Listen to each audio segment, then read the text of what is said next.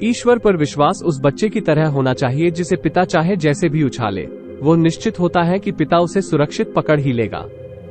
इसी तरह जो लोग ईश्वर पर विश्वास करते हैं वो हर परिस्थिति में सकारात्मक रहते हुए अपना कर्म करते हैं और परिणाम ईश्वर पर छोड़ देते हैं। एक बार एक व्यक्ति ने गौतम बुद्ध से पूछा है, हे बुद्ध, ईश्वर तो नजर नहीं आते, उन पर विश्वास कैसे करें? कृपया आप मुझे आसान शब्दों में इसका अर्थ समझाएं।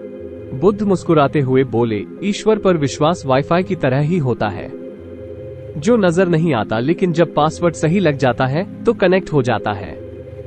ईश्वर पर विश्वास करने वाले सुख दुख हर परिस्थिति में उसका स्मरण करते हैं और उसकी शक्ति पर उनका विश्वास अटूट होता है। एक लड़का था, दिन भर ईश्वर की भक्ति में लीन रहता था, ना घर का कोई काम करता और ना व्यापार में हाथ बटाता था, लेकिन साधु संतों की खूब सेवा करता। साधु संत हमेशा आशीर्वाद देते कि उसे जीवन में खूब तरक्की करो और ईश्वर के प्रति तुम्हारी आस्था बनी रहे।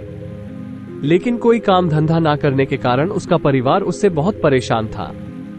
जिस राज्य में वो लड़का रहता था वहां के राजा का कोई संतान नहीं था।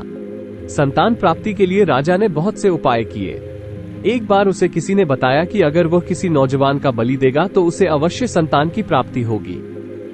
अब राजा के लिए समस्या था कि बलि के लिए नौजवान कहां से लाए। उसने पूरे नगर में ढिंढोरा पिटवा दिया कि जो भी माता पिता अपने नौजवान पुत्र को बलि के लिए भेजेंगे उन्हें भरपूर धन संपदा देंगे।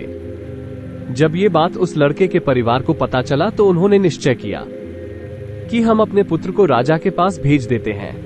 वैसे भी यह हमारे किसी काम का नहीं है, सारा दिन ईश्वर की भक्ति और साधु संतों की सेवा में ही लगा रहता है।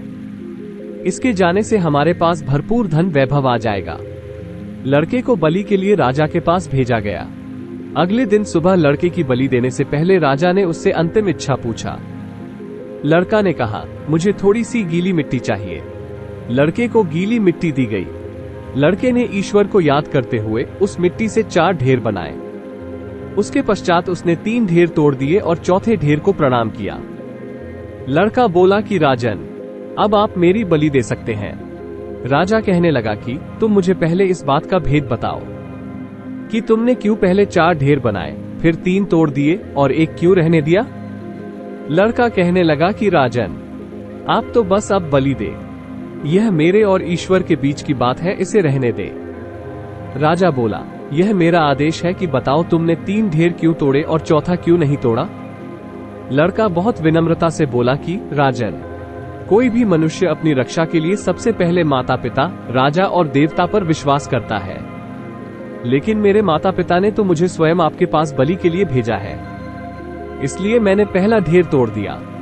उसके पश्चात वो राजा से प्राण रक्षा के लिए फरियाद करता है, लेकिन यहाँ पर तो स्वयं राजा ही मेरा बलि दे रहा है, इसलिए मैंने दूसरी ढेर भी तोड़ दिया। फिर व्यक्ति देवता की ओर देखता है, लेकिन यहाँ पर तो देवता को ही बलि दी जा रही है, इसलिए मैंने तीसरी ढेर भी तोड़ दिया। लेकिन अंतिम ढेर उस ईश्वर पर विश्वास की है। मैंने अपने ईश्वर से कहा, मैं अपना अंतिम सांस तक आप पर विश्वास करूंगा, इसलिए मैंने चौथी ढेर नहीं तोड़ा। लड़के की बातें सुनकर राजा को आभास हुआ कि यह लड़का तो बहुत ज्ञानवान है। राजा ने उसका बलि देने का विचार त्याग दिया। उस लड़के के ईश्वर की प्रति विश्वास ने उसका आस्था को टूटने नहीं दिया और ईश्वर की कृपा से राजा का मन बदल गया और उसने लड़के को ही अपना उत्तराधिकारी घोषित कर दिया। इसलिए तो कहते हैं कि ईश्वर की भक्ति में असंभव दिखने वाले चीजें भी संभव हो जाते हैं। इसलिए ईश्वर पर विश्वास व्यक्ति में उम्मीद की किरण को जगाए रहता है, जिससे वह कठिन परिस्थितियों में भी आगे बढ़ने के लिए लगातार प्रयासरत रहता है। व्यक्ति ईश्वर पर विश्वास करते हुए अपना कर्म करता रहता है और नकारात्मकता उस पर हावी नहीं हो पाते, क्योंकि वो जानता है कि ईश्वर हर परिस्थिति में उसके साथ है।